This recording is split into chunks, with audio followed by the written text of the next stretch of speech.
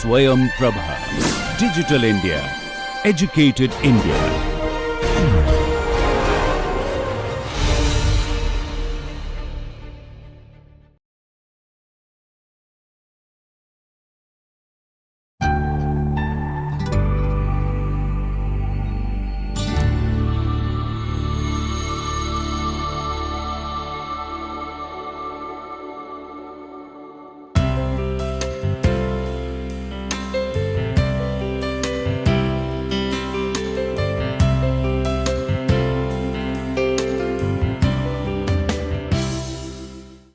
Welcome friends once again to our NPTEL MOOC module on health economics.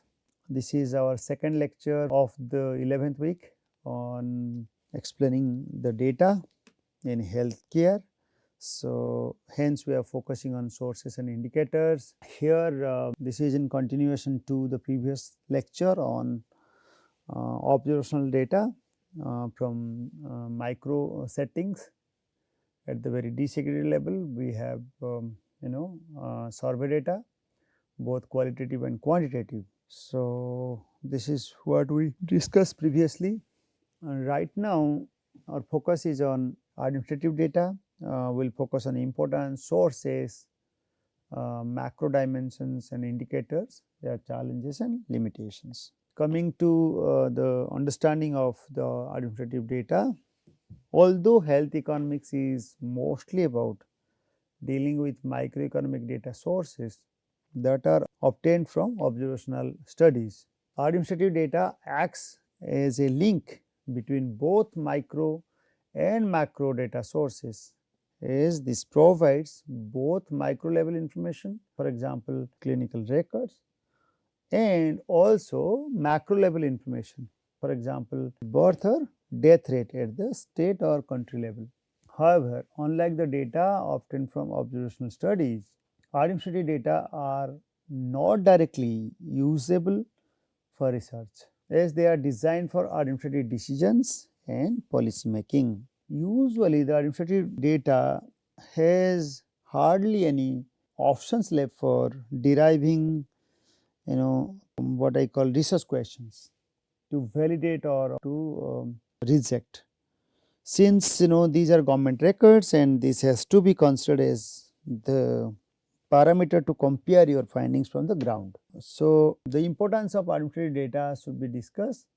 Administrative data provide useful information to health economists. So for example, insurance claim data, birth and death registration data, etc. These data are less prone in comparison to observational studies or micro data to both differential non-responses and item non-response. So when I mean differential non-responses, that means it has a significant difference in non-responses, mostly due to death, institutionalization, emigration, refusal, etc.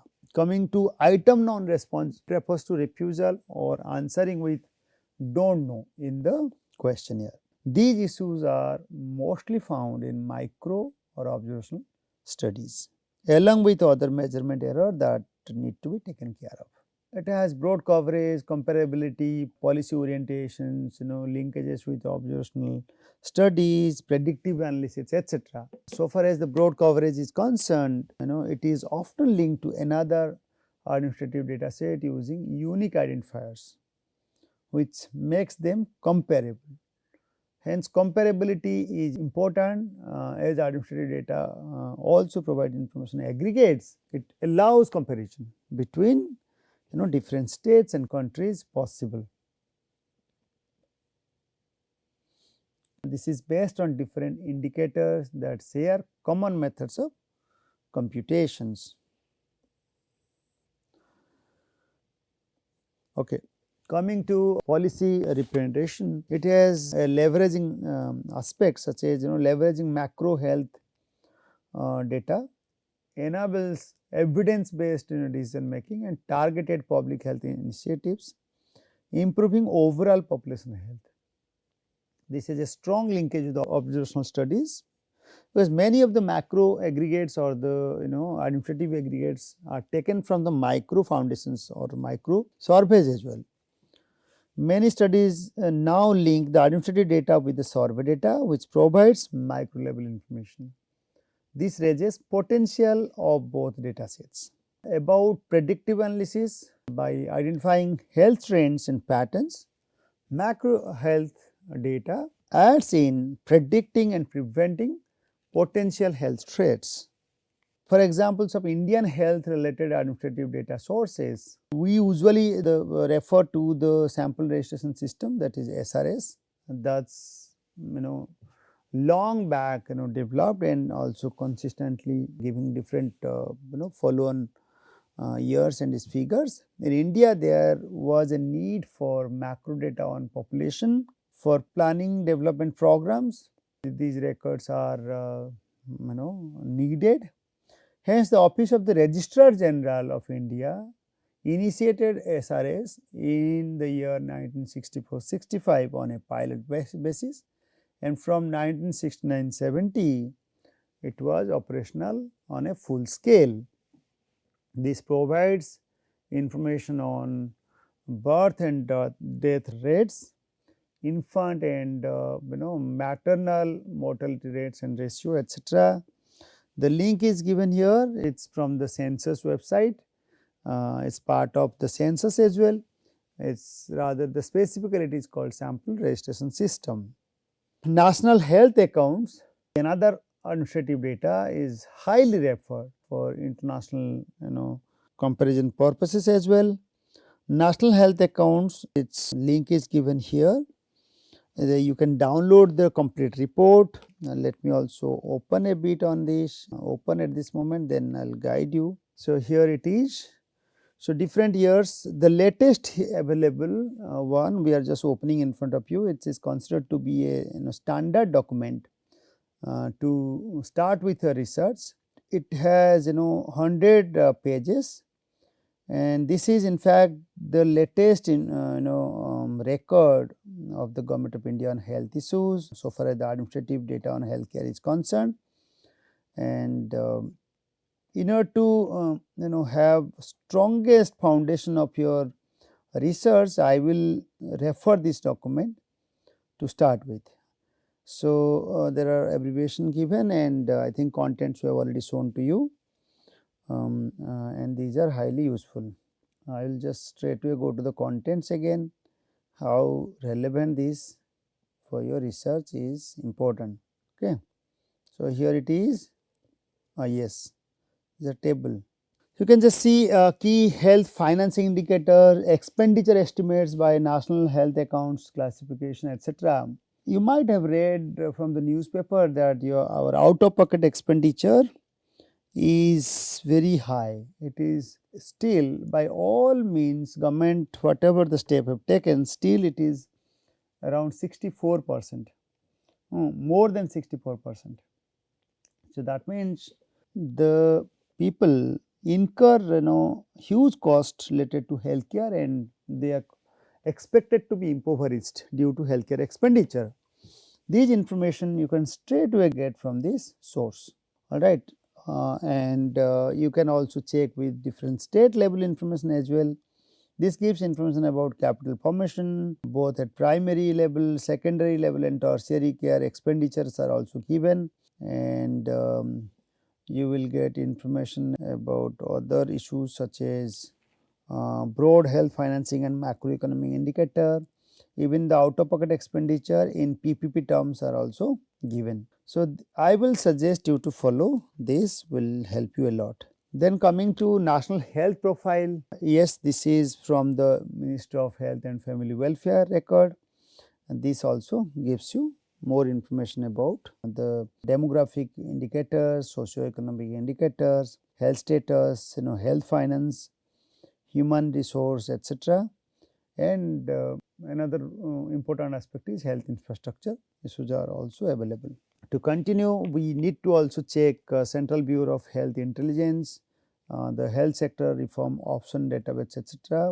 This website provides information about good practices and innovations in health services management. carried out by state governments, development partners and NGOs. So, further we will also suggest you to follow some other institutional database, including the time series data from EPW, Economic and Political Weekly Research Foundation, time series data. It has different components of health information. Also, we will suggest you to refer to the SDG India Index, part of the Niti Aayog, and I think you can just click on this. I will show you some interesting aspects. You will find the ranking of the states. This was started from the previous episodes, and the baseline index was also given. If you see, 2018 was the beginning period. So, and you can have comparison with different years till the 20. And interestingly, it gives information about which are the front runner states, which are the performer states, okay, which are the achiever, front runner, performer and aspirant states based on the color combinations. It has a component on good health and well-being, and the ranking of the states can easily be understood from this single website. And to foster your base for taking up a research, I will surely suggest you to refer this. Gives you a selection of the state if you want to focus on a fields observation from a state or from a district, but at least the state indicators are clearly available here. You can filter the state and cite this website.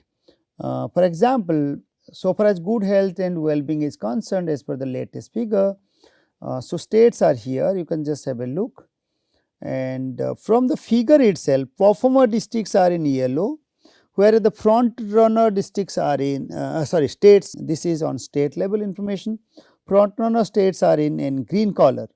So, now your focus would have been on the performer states such as Uttar Pradesh, Madhya Pradesh, Chhattisgarh, in some part of northeast India. And one good thing is that we have no single district which is in the category of aspirant one.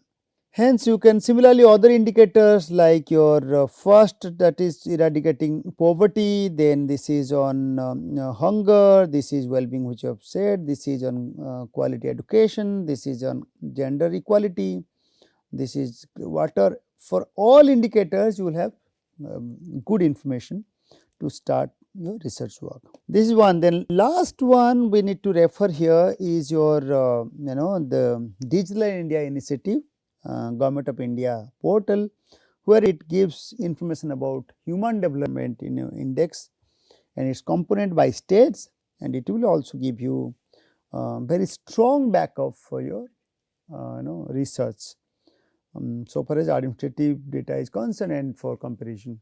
Few examples of international health related administrative data sources are mentioned here. For India, I mean, WHO is considered to be the best for comparison across the globe with India. So, hence we have given the link here. Another one is called OECD data set for comparison. Even the EPWRF also gives a strong backup for time series analysis for international comparison as well, but very limited information for comparison. Another interesting data sources is called Global Burden of Disease, GBD. It is by IHME. So, the link is given here. I will suggest you to cross check if you are working on focus on this if you are working on DGS. Similarly, the World Bank site projects and their aggregate data sets are important. Human Development Index used to be referred. Last but not the least one is Statista. It is usually a paid one, but the macro aggregates are considered to be very good, and it gives aggregate information for comparison. I am not going into the detail, the links are here for your reference. Few examples of other administrative data sources are also mentioned here, like pharmaceutical company and its database like CMI ProS IQ. Usually these are paid, you can follow it. Pharmaceutical companies maintain databases for drug research, clinical trials, and pharmacovigilance, etc. So, ProS IQ is also referred. Hospital information system, HIS, MHIS, etc. Private hospital use HIS for managing patient data, appointments, billing, and inventory management. Digital health platform such as electronic media records, health information apps, telemedicine provides for the data sets as well. For academic and research institutions, they also providing macro or the administrative data sources as well. University and research institutions conduct different studies and surveys. They also pool those surveys to generate macro health data. Indicators derived from administrative database are like public expenditure, mortality, morbidity, fertility rates by gender, life expectancy at birth, age dependency ratio, disease burden, which include health status, health risk, etc., including maternal and paternal nutrition conditions. Infrastructure includes health resources, health equipment, like performance of facilities, number of beds in Indian hospitals. Service delivery indicators include healthcare use, efficiency, assessing quality and performance. Some economic indicators are also relevant while understanding these administrative data sets, such as health related expenditure, like as I mentioned, out of pocket expenditure, its ratio to overall expenditure of the economy, etc. There are also challenges involved in administrative data collection, such as accessibility issue. It is also costly affair, and interoperability and data integration is also a concern. Integrating data, it has challenges related to infrastructure and resources. Inadequate technological infrastructure and limited resources hinder efficient and comprehensive data collection processes. Last to emphasize here as well is on ethical and regulatory consideration. Compliance with ethical standards, data protection laws, and research regulations complicate access to health data for research analysis. So, I think these are all. Let us summarize what we said. Administrative data sources are a vital source of information for any health economist, as they contain both micro and macro data that enhance the reliability and accuracy of analysis. Harnessing diverse data sources for effective utilization is necessary for information decision and advancing healthcare innovation. However, their accessibility concerns many researchers, especially those with low financial support. Okay. And addressing this issue is crucial for fostering collaboration, innovation, and policy development in healthcare sector. This is because the data assists us in understanding health trends, assessing population health needs, monitoring health policy effectiveness, etc. So, whatever we have done so far, explained especially in this week in the first two lectures on the observational data through surveys and the administrative data from pooling, collating different administrative units and their observations at a fairly aggregate level. So, what we have thought of for the next lecture is on explaining econometric modeling in health economics and some estimation methods, which are largely used by health economists. I think at this moment you can refer to our chapter, our module of this for further clarifications. So, that is all. Hope to see you in our next lecture. With this, I must say thank you.